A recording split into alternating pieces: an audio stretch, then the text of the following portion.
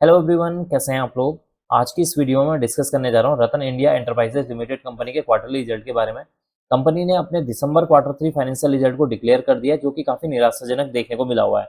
इस रिजल्ट को मैं आपको यहाँ पर शॉर्ट में एक्सप्लेन कर दूंगा, उसके बाद हम डिटेल में जानेंगे।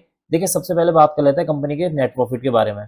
कंपनी का जो नेट प्रॉफिट है उसमें 10% की गिरावट देखने को मिली हुई है, जो कि इसके लिए एक निगेटिव पॉइंट है। अगर हम कंपनी के रिवेन्यू या सेल्स के बारे में बात करें तो कंपनी की जो सेल्स है या रिवेन्यू है वो इस क्वार्टर में 2.18% बढ़ता हुआ नजर आया है, जो कि इसके लिए एक पॉजिटिव पॉइंट है।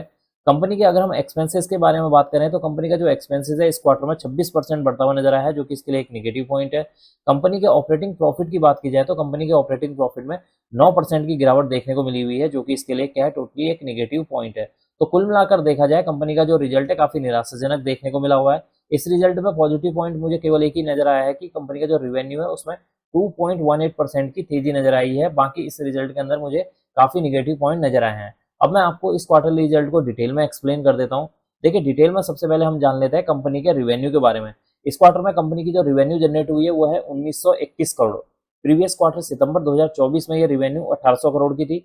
प्रीवियस ईयर दिसंबर 2023 में रिवेन्यू 1880 करोड़ की देखने को मिली थी।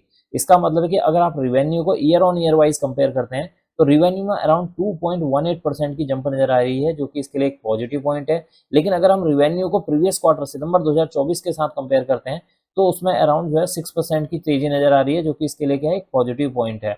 अब हम बात कर लेते हैं कंपनी के एक्सपेंसेस के बारे में। इस क्वार्टर में कंपनी ने 2113 करोड़ के एक्सपेंसेस किए हैं। प्रीवियस क्वार्टर में 2071 करोड़ के एक्सपेंसेस थे। प्रीवियस ईयर दिसंबर 2023 में 1667 करोड़ के यहाँ पर एक्सपेंसेस देखने को मिले हुए हैं। इसका मतलब है कि कंपनी के अगर एक्सपेंसेस को year on year wise compare करेंगे तो कंपनी की जो एक्सपेंसेस हैं उसमें जो है 26% की जो है बढ़त नजर आई है, जो कि इसके लिए क्या है, टोटली निगेटिव पॉइंट है। अगर हम प्रीवियस क्वार्टर के साथ कंपेयर करते हैं अभी के क्वार्टर के एक्सपेंसेस को तो उसमें अराउंड जो है 2% की तेजी नजर आई है, जो कि इसके लिए एक और निगेटिव पॉइंट है। अब हम बात कर लेते हैं कंपनी के ऑपरेटिंग प्रॉफिट के बारे में। देखिए, इस क्वार्टर में कंपनी का जो ऑपरेटिंग प्रॉफिट रहा है वो 191 करोड़ का है। प्रीवियस क्वार्टर में ऑपरेटिंग प्रॉफिट 270 करोड़ का था। प्रीवियस ईयर दिसंबर 2023 में ऑपरेटिंग प्रॉफिट 212 करोड़ का देखने को मिला हुआ था। इसका मतलब है कि अगर आप ऑपरेटिंग प्रॉफिट को year on year wise compare करेंगे तो उसमें अराउंड 9% की गिरावट देखने को मिली हुई है, जबकि अगर आप प्रीवियस क्वार्टर सितंबर 2024 के साथ कंपेयर करते हैं तो उसमें 29% की गिरावट देखने को मिल रही है, जो कि इसके लिए क्या है, एक टोटली निगेटिव पॉइंट है। अब हम डिस्कस कर लेते हैं यहाँ पर कंपनी के नेट प्रॉफिट के बारे में, यानी कि इस क्वार्टर में कंपनी को कितने करोड़ का मुनाफा हुआ है। देखिए, यहाँ पर मुनाफे की बात कर लेते हैं तो इस क्वार्टर में कंपनी को 170 करोड़ का मुनाफा देखने को मिला हुआ है। प्रीवियस क्वार्टर में ये मुनाफा 241 करोड़ का था। प्रीवियस ईयर दिसंबर 2023 में मुनाफा 187 करोड़ का देखने को मिला हुआ है। इसका मतलब है कि अगर आप कंपनी के मुनाफे को year on year wise compare करते हैं तो कंपनी के मुनाफे में 10% की गिरावट देखने को मिल रही है, जो कि इसके लिए टोटली निगेटिव पॉइंट है। अगर हम बात कर लेते हैं कंपनी के प्रीवियस क्वार्टर के साथ कंपेयर कर लेते हैं मुनाफे को, तो कंपनी के जो मुनाफे में उसमें 29% की गिरावट देखने को मिली हुई है, जो कि इसके लिए टोटली निगेटिव पॉइंट है। अब हम बात कर लेते हैं कंपनी के ईपीएस के बारे में, यानी कि अर्निंग पर शेयर के बारे में।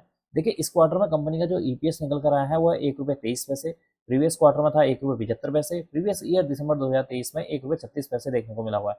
इसका मतलब है कि अगर आप ईपीएस को भी year on year wise compare करते हैं तो इसमें एक अच्छी खासी गिरावट देखने को मिल रही है। अगर आप प्रीवियस क्वार्टर के साथ कंपेयर करते हैं उसमें भी आपको एक अच्छी खासी गिरावट देखने को मिल रही है।